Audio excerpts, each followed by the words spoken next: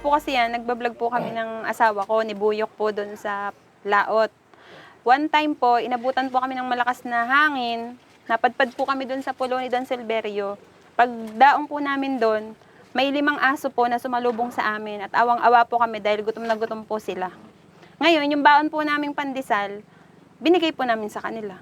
Doon na po nagsimula yung pagpapakain po namin sa kanila. Pero noon pa po, nung bago pa man po mangyari yun, pinapakain na po namin sila, hindi lang po namin sila binibidyoan. Kasi po yung asawa ko po, dog lover po eh.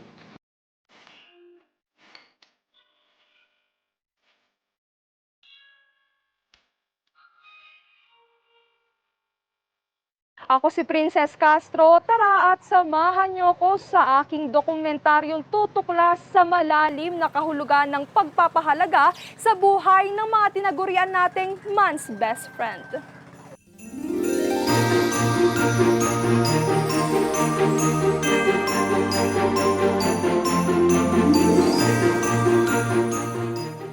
Nandito po tayo ngayon sa Binangonan Pretil o Binangonan Port. Papunta po tayo ngayon sa Barangay Rayap, Talim Island upang makapanayam ang content creator at handler ng Talim Islander page. Bibisitahin at kakamustahin rin po natin ang kalagayan ng mga abandoned at stray dogs sa tinatawag nilang malaking pulo. Para po sa kaligtasan ng lahat, bawat mananakay o mga pasahero dito sa bangka ay kailangan na magsuot ng life jacket. At dito sa ating gitna makikita na meron ding mga fire extinguisher.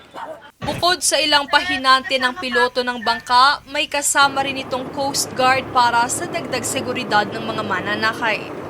Saktong alas 11 ng umaga na tuluyang nakalis itong bangka dito sa Binangonan Port para baybayin yung ilang mga barangay dito sa Talim Island.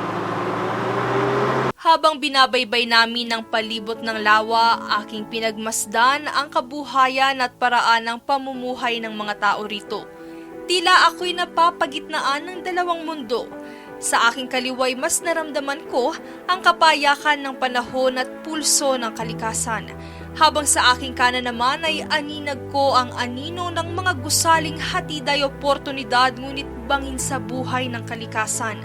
Kung nakapagsasalita lamang ang mahayop, aangal din kaya sila sa pagbabagong hinulma ng sangkatauhan? Mas magiging magaling kaya silang tagapamahala? Kaya pong makaano dyan?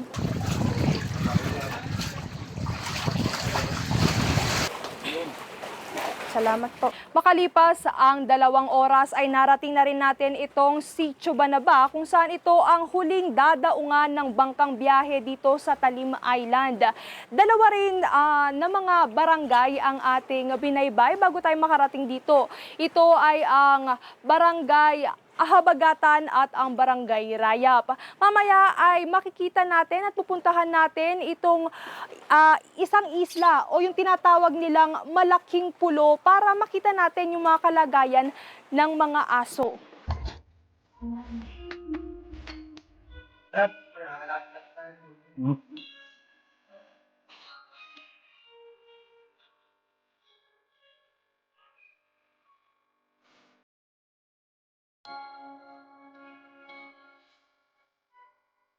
Makaraan ang ilang minutong kwentuhan at salo-salo, tumulak na rin kami kasama ang Talim Islander para pakainin ang mga aso sa kabilang pulo.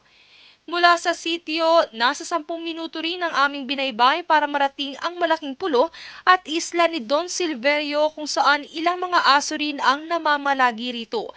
Hindi pa man nakakadaong ng maayos ang aming bangka ay naglanguyan na ang ilan sa mga asong papalapit sa maliit na bangka. Araw-araw po kasi ang pumapalawad dito. Kada palawad ko, nakakita ko isang aso, 2, 3, 4. Minsan nung ako'y nagpapahinga dito sa pulo, nakita ko isang aso. Nilalangoy pa sa malayo yung bulok na isda. Kasi kaya pala ang aso, nakita yung mga aso nakatanaw sa yung pala inaamoy nila yung parating na isda. Puro bulok ang kinakain nila. Pag walang maano ng bulok, wala silang pagkain. Tapos nung dinala ko sila ng pagkain, hindi pala sila lumalapit sa tao, maila pa sila. Ayun, nasanay.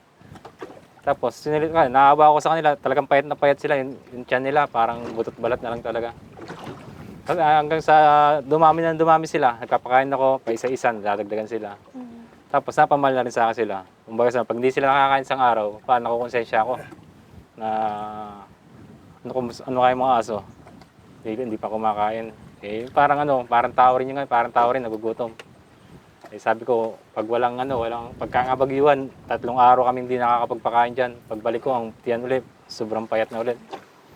And yun ang hirap ng pagpapakain dito ng aso. Kung inyo pong nasaksihan, ganun po kahirap ang araw-araw na dinadaanan ng mag-asawa para lamang po mapakain yung mga asong ito sa pulo. Pag walang nag-aagawan pa sila sa pagkain bulok para lang makasurvive. Kung makikita nyo po, may isang aso doon, yung kulay puti, umaalulong kasi hindi po siya nakahabol dun sa pagkain dahil sobrang dami po ng aso ng mga sumabaybay kanina dun sa may bangka kay Kuya Buyok. Kaya ngayon, maghihintay na lamang siya ng maybe bukas o kung meron mang isda na mapapalapit sa area nila mamaya, yun siguro ang kakainin niya. Sobrang nakakaawa po talaga yung mga aso dito sa pulo dahil ang kinakain po nila dito mga bulok na isda po talaga eh. Nakikita po talaga namin nag-aabang po sila sa batuhan. Tapos hindi pa po namin alam kung nakakakuha sila ng pagkain. Kaya po yun po nag-udyok sa amin talaga na pakainin sila. Ultimong yung bigas po namin, sinasaing po namin para lang may pakain sa kanila.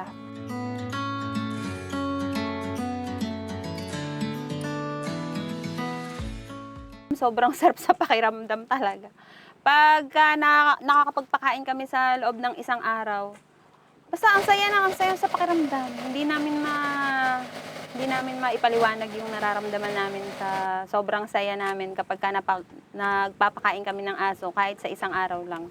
Isang beses sa isang araw. Batay sa inamyendahang batas sa Animal Welfare Act, nakatala sa Republic Act 10631 na ang mga barangay sa Pilipinas ay may legal na pananagutan para sa kapakanan ng mga hayop sa loob ng kanilang nasasakupan o jurisdiksyon.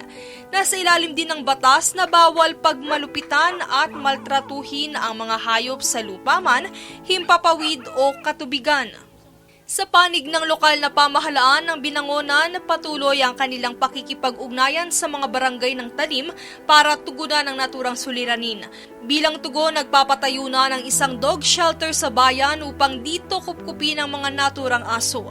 Habang pansamantala namang inilipat sa kustodiya ng Mabitnak, Laguna ang ilang mga asong na-rescue ng barangay noong nagdaang mga buwan. Ngunit sa kabila ng government efforts, bakit tila hindi pa rin nauubos ang mga aso sa pulo at tila nadadagdagan pa rin ang mga ito? Siguro po, tinatapon po sila ng mga tao sa iba't ibang lugar, pero hindi po namin alam kung sino po mga nagtatapon sa kanila. Yun lang po masasabi ko. Kasi po, sobrang dami pong aso dito. Siguro po, kasi po meron po ditong mga pumapasyal po ng mga tao. Minsan siguro sila po yung nagtatapon dito. Hindi po namin masabi kasi hindi po namin bantay 24 hours tong pulo kung sinong mga nagtatapon po ng mga aso dito. Ayon sa barangay at ilang mga residente malapit sa pulo, hindi nila kilala at alam kung sino-sino ang patuloy na mga nagtatapon ng aso rito.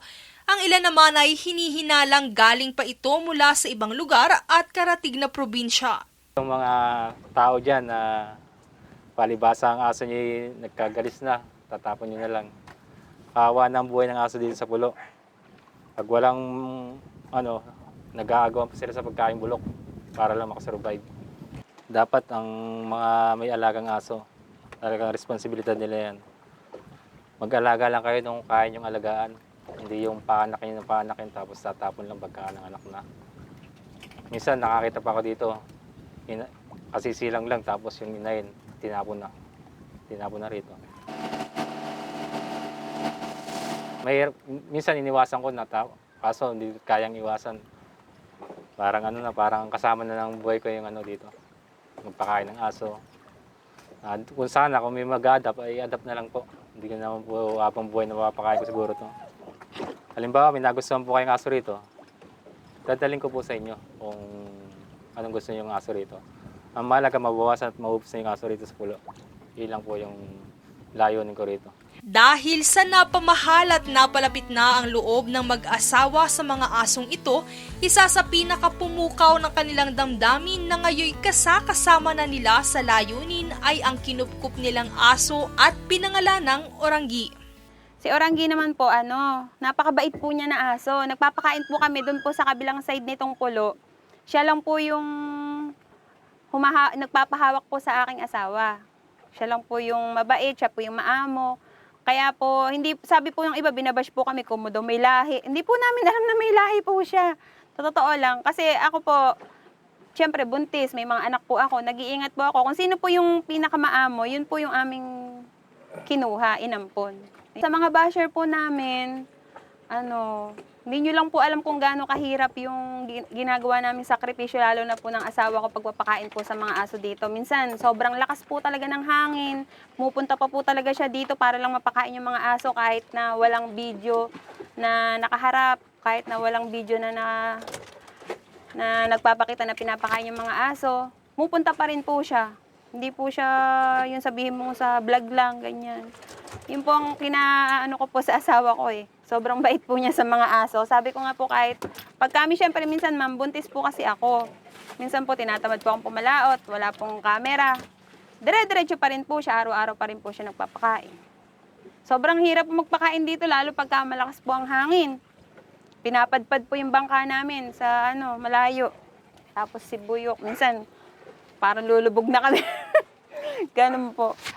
Yung mga taong sabihing may nakikita mga asong pag-alagala, kung hanggat maaari, kung may pagpakain kayo, bigyan nyo ng pagkain.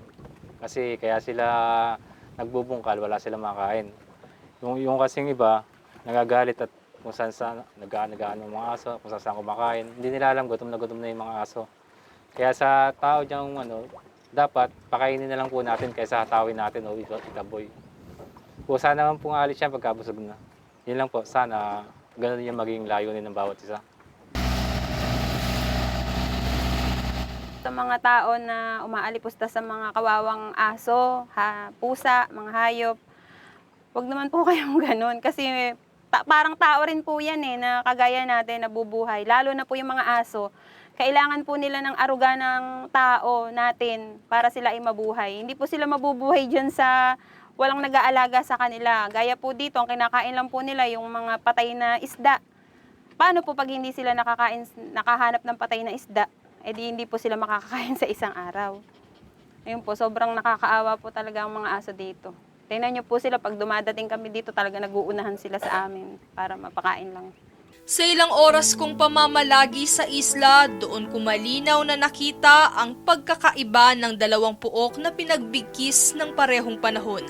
Sa bawat pagaspas ng hangin o sulasok ng usok, umaalon ang pag-asang bukas sana ay tuluyan ng makaahon. Nagahalo ang lilim sa talim ng sigmurang pilit nilalamnan ng pagmamalasakit ng puso. Sabi nila ang aso raw bukod sa loyal at man's best friend ay gagawin kanilang mundo dahil ganun kalalim ang pagmamahal nila sa tao. Pero tayo na merong mataas na intelektual minsan ay masahol pa sa hayop ang asal. Hindi na bago ang mga istorya ng mga inaabandona at inaalpustang mga hayop. Kaya sana bilang mga tao na may kakayahang mag-isip ay magkaroon ng puso para sa mga kapwa nating nabubuhay rin sa mundo. Naway mamutawi ang diwang ng Pasko hindi lamang sa araw ng kapanganakan ni Jesus, kundi pati sa araw-araw nating pamumuhay. Maging mabait sa tao man, kalikasan o sa hayop. Muli ako si Princess Castro sa dokumentaryong pinamagatang Puso sa Pulo.